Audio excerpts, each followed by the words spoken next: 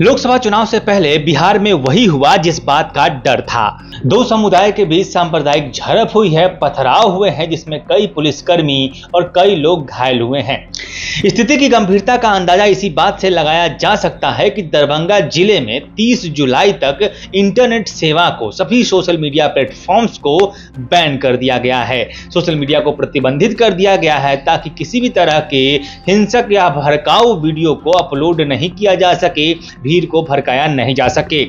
लोकसभा चुनाव है, अगले साल मई में इसका चुनाव होना है, जिसके पहले ऐसा माना जा रहा था कि यूपी, बिहार, बंगाल के क्षेत्रों में सांप्रदायिक तुष्टीकरण को बढ़ावा देने के लिए ऐसी घटनाएं हो सकती है। आने वाले कुछ दिनों में मुहर्रम का त्योहार है और मुहर्रम से ठीक पहले दरभंगा जैसे शांत और शांति प्रिय जगह पर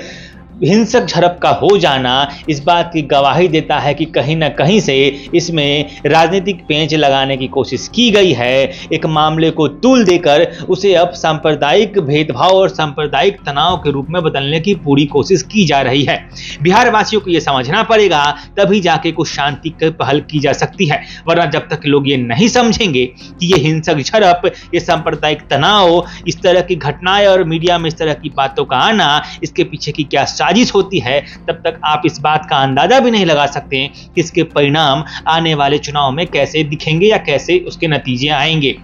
मामले पर आते हैं। पहली घटना है दरभंगा के ही सिमरी थाना क्षेत्र के एक गांव का, जिसका नाम है बनौली। कहा जा रहा है या फिर सोशल मीडिया अन्य सूत्रों से जो मालूम चला है, घटना की आंशिक जानकारी कुछ ऐसी है कि मुहर्रम के जुलूस के दौरान किसी मंदिर के सामने सांप्रदायिक झंडा लगाया गया, जिसके बाद से लोग उग्र हो गए और इसको लेकर झड़प हो गई, तनाव बढ़ा, पथराव हो गया और अब मामला इतना गंभीर है कि खुद वहां के एसडीपीओ और तमाम बड़े पुलिस अधिकारी वहां पे पैदल मार्च कर रहे हैं, शांति व्यवस्था को बनाए रखने की कोशिश कर रहे हैं। इंटरनेट सेवाओं तक को 30 जुलाई के लिए बंद कर दिया गया है, यानी 27 जुलाई से 30 जुलाई शाम 4 बजे तक इंटरनेट सेवा दरभंगा में प्रतिबंधित रहेगा। दूसरी घटना फिर यहां आती है कि दरभंगा के ही कमतौली गांव में, जहां पर एक हिंदू SC/ST समुदाय से, जो हिंदू के दलित समुदाय हैं, और दलित समुदाय और मुस्लिम समुदाय में झड़प हुई है।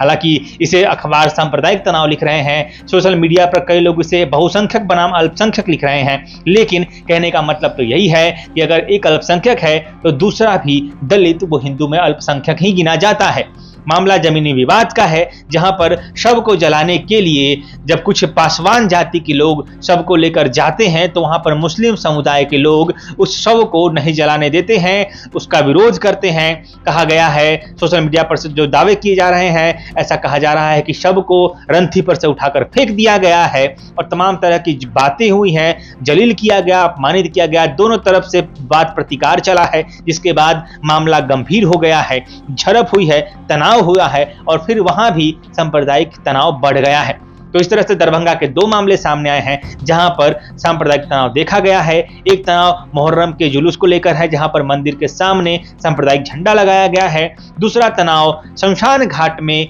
रंथी को, अर्थी को जलाने के लिए है, जहां पर दलितों का विरोध मुस्लिम समुदाय ने कर दिया है। अब राजनीति समझिए, जब राजनीति की बात आएगी तो यही कहा जाएगा कि देखो, हिंदू धर्म के नाम पर एक रहने की जरूरत है, क्योंकि हिंदू धर्म में आप दलित हैं तो भी, आप सवर्ण हैं तो भी, एक दूसरा संप्रदाय है जो आपको किसी भी रूप में आपका प्रतिकार कर सकता है, आपका विरोध कर सकता है। एक तरह से हिंदू के यूनिटी पर जोर दिया जाएगा और कहा जाएगा कि सभी जात से उठकर सब एक हिंदू हैं। और इसमें इस घटना का जिक्र आएगा जो कमतौली गांव में हुआ है, जहां पे ये दिखाया गया है कि किस तरह से पासवान जाति के एक तबके को जब वो अर्थी जलाने अपने शमशान घाट गए हैं तो वहां पर मुस्लिम समुदाय के लोगों ने उसका विरोध कर दिया है और शव को फेंक दिया है, जिसके बाद से वहां तनाव बढ़ गया है। तो ये घटना जो है, खासकर ये जो पासवान वर्सेस दलित का जो घटना हुआ है, दरभंगा में हुआ है, वो इस घटना को अब राजनीतिक रंग देके पेश किया जाएगा, क्योंकि अमूमन ऐसा देखा जाता है कि दलितों को हिंदू विरोधी बताने की कोशिश की जाती है, दलितों को बौद्ध बनाने की कोशिश की जाती है। दलितों के कई ऐसे सोशल मीडिया पेज हैं जो हिंदू भगवानों, हिंदू आस्थाओं का मजाक उड़ाते रहते हैं और वो खुद को हिंदू नहीं मानते हैं। लेकिन इस घटना के बाद ये साफ और स्पष्ट तौर पर मैसेज दिया जाएगा कि शायद उनसे कहीं गलती हुई है, हिंदू सभी एक हैं, जात पात से उठकर हिंदुओं को एक होने की जरूरत है, ताकि इस तरह से कोई बाहरी, कोई दूसरे संप्रदाय के लोग उन पर हावी न हो सके। आने वाले बिहार बिहार की राजनीति में जमकर इस मुद्दे को उठाया जाएगा, इस बात की पूरी संभावना है। हालांकि इस बात का अंदेशा पहले से था कि यूपी, बिहार, बंगाल के क्षेत्रों में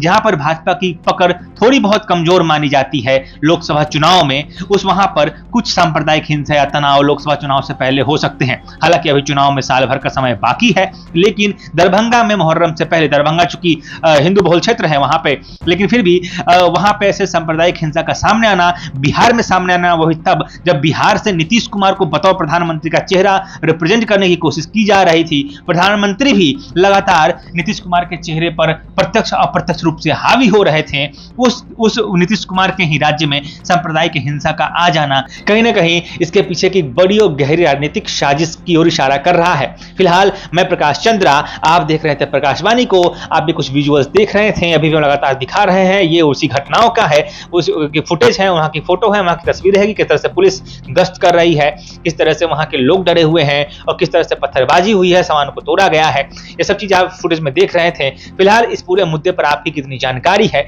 आप क्या समझते हैं, क्या जान पा रहे हैं, क्या समझ पा रहे हैं, इस पर आप हमें अपनी राय कमेंट में बता सकते हैं। जितनी भी जानकारियां हमने आपको दी है उसका आधार सोशल मीडिया है, उसका आधार कई तरह के न्यूज या अखबार चैनल्स है जिसको पढ़ के हमने आपको ये बताया है और एक अंदेशा जताया है कि राजनीतिक साजिश के तहत किस तरह से बिहार में हिंसा भड़काने की साजिश की जा रही है। इन तमाम मुद्दों पर आपका क्या कहना है हमें कमेंट में जरूर बताइएगा। चैनल पर नए हैं तो चैनल को सब्सक्राइब कीजिएगा, साथ ही वीडियो को लाइक और शेयर भी जरूर कीजिएगा और शांति बनाए रखने में, लोगों को समझाने में अपना पूरा सहयोग जरूर दीजिएगा। जुड़े रहिए हमारे साथ, देखते रहिए प्रकाशवाणी।